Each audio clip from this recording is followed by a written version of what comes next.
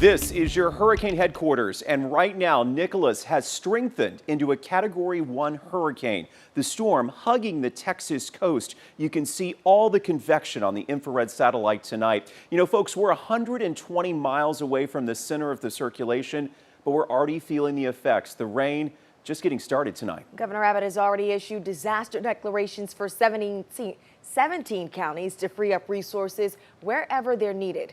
Now, this was the scene in Matagorda Bay earlier today. You can see the waves thrashing about as a man went for a jog. The wind bending those small trees nearly in two. Now, the west end of Galveston just went dark tonight. The lights also out in areas along Matagorda Bay as the wind gusts really start to intensify, taking down power poles and sending debris flying through the streets. Now we have live team coverage tonight. Cameron Seibert has the preparations Southeast Texans are making ahead of this storm. And Amelia White getting the latest from area officials. We'll get to them in minutes, but first to Chief Meteorologist Patrick Vaughn. Patrick, the storm still has not come ashore. No, it has not, and it is going to be very interesting to see what happens over the next 6 hours, whether or not this will make a landfall or will it continue moving more, turn more to the east, and that is a possibility. Regardless, we have seen a wind gust of 81 miles an hour over towards, I believe, Matagorda earlier this evening. Cat 1, it is got winds of 75 with gusts to 90, moving north-northeast at 10 miles an hour. Across the Texas coastal bend, as you can see. Think that the center is right about there, but it's about 40 miles away from Galveston at this time, moving to the north and east at this time. But you can see the rain spreading on shore across Jefferson, Orange, and Chambers County, the heaviest stuff off into the Gulf of Mexico, and that's where we want to keep it. We can handle this that's over us now. Rainfall rates are not that heavy. It has picked up in intensity. They're looking at less than an inch per hour over southeast Texas as the heaviest. Regardless, this forecast shows that if this storm stays south or along the coastline, notice where the training, where the heaviest rainfall is. It's basically, it would stay offshore. So that's what the hope is as we head towards tomorrow late day. Hurricane warning in effect. Hurricane Center shows this moving north and northeast. I have doubts that that's going to happen. I've seen a lot of high-res modeling that wants to keep it closer to the coast, and that would be the best case scenario for us as far as the rainfall. We can deal with the wind. Also, modeling shows this weakening. We'll see how that materializes. Otherwise, it slows down. But again, the rain is off to the north and east of the center of circulation. So that would put it into southwest Louisiana rather than southeast Texas when it slows down. Tropical storm warning in effect. Nothing has changed on that. Still southern sections of our viewing area with the highest risk of flash flooding. Southern sections of our viewing area, less of a chance up towards the lakes. Still 5 to 10 inches of rainfall forecast through the next couple of days. And again, still think that tropical storm conditions are quite possible coming up after about 3 a.m. It could last through noon, maybe the early afternoon hours before this starts chugging on off to the east as the heaviest rains, regardless of where the center is, the heaviest rains and where the strongest winds are, move over into southwest Louisiana, maybe overnight Tuesday night into Wednesday. More on your storm tracker forecast coming up on 12 News. All right, Patrick, we hear the rain picking up on our studios here in Beaumont. Team 409 Search and Rescue says they're ready just in case we need them. Their crews met today as they plan for the upcoming storm. Now, folks, if you get flooded in your home or in your neighborhood, the group says it's on standby with 12 rescue boats available. You can head to their Facebook page if you end up needing help. And the Red Cross is also preparing just in case. They've already opened 6 shelters for people affected by the storm. 2 of those are here in southeast Texas, one in Orange at the Orange Church of God, that's on 16th Street, and the other at First Baptist Nederland there on Nederland Avenue. We'll be posting all this information as well on our website. Well, grocery stores are still open for about another hour if you need to stock up on supplies. Depending on where you go, you may find food and water in short supply. This is what it looked like outside of the H-E-B on Dowland this afternoon. Now, everyone making their final preparations before Nicholas makes landfall. Yeah, it looked like a madhouse. 12 News reporter Cameron Seibert caught up with residents and first responders ahead of the storm.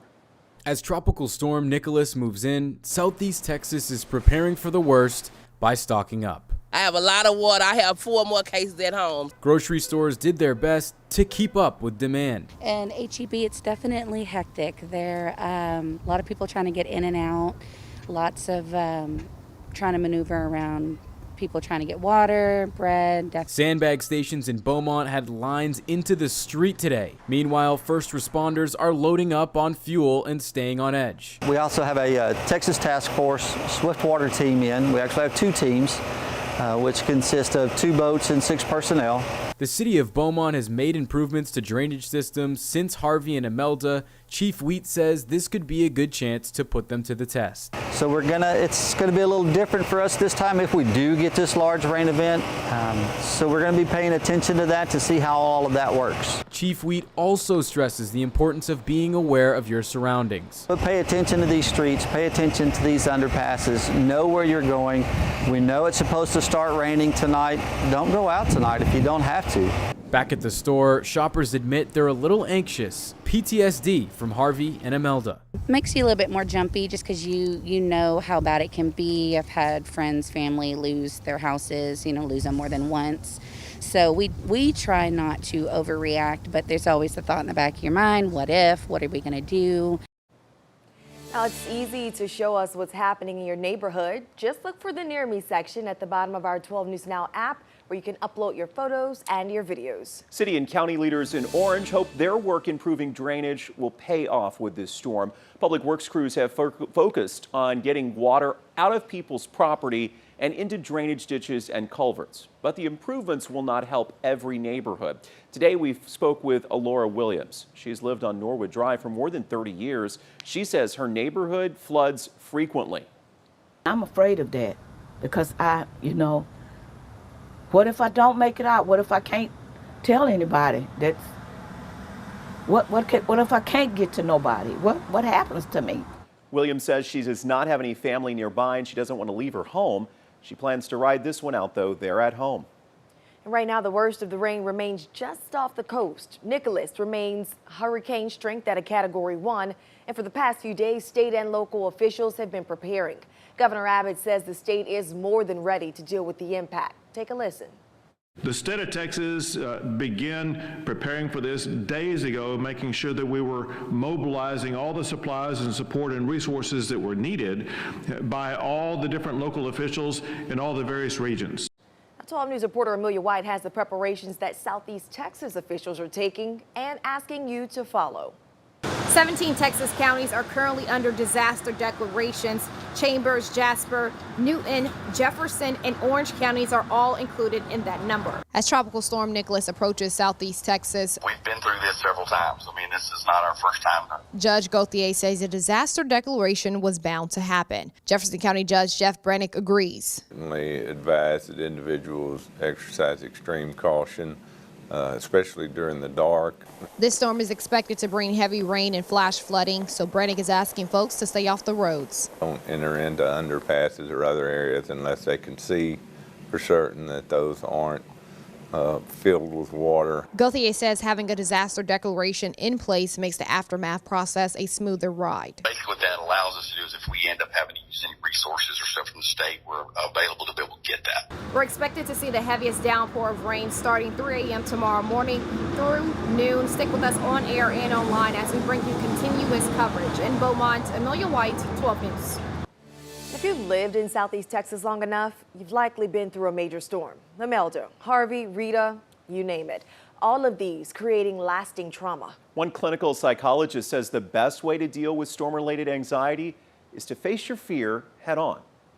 Lived here all my life, and it's every fall, every late summer and fall, you get to deal with hurricanes and the prospect of that happening.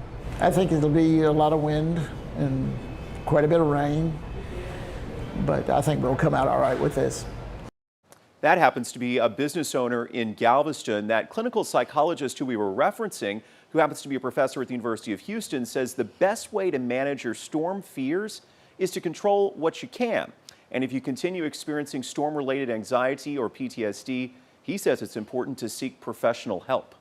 Now, most school districts will be closed tomorrow. We have a long list scrolling on your screen, and it's also posted on our app and on our website. All you have to do is text the word school to 409-838-1212, and we will send the full list to your phone.